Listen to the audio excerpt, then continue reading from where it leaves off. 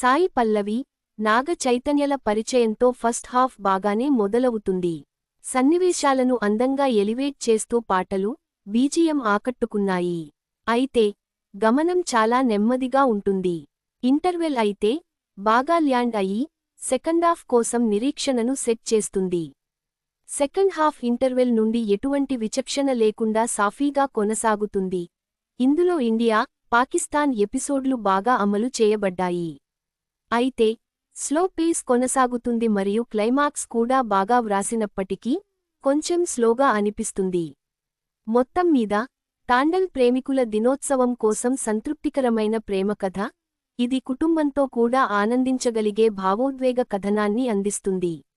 ఇక పెర్ఫార్మెన్స్ విషయానికి వస్తే నాగ చైతన్య మరియు సాయి పల్లవి తమ పాత్రలలో అద్భుతంగా నటించారు.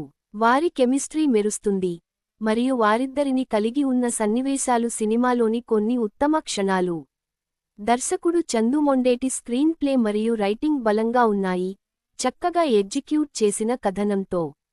బనీ వాస్ నిర్మాణ విలువలు ఆకట్టుకునే విధంగా ఉన్నాయి. ఇది సినిమా మొత్తం ఆకర్షణను పెంచుతుంది. ఈ చిత్రానికి plus DSP music, back ground score మరియు పాటలు ఎమోషనల్ మూమెంట్స్కి డెప్త్ జోడించి ఫీల్ గుడ్ వైబ్ని తెస్తాయి.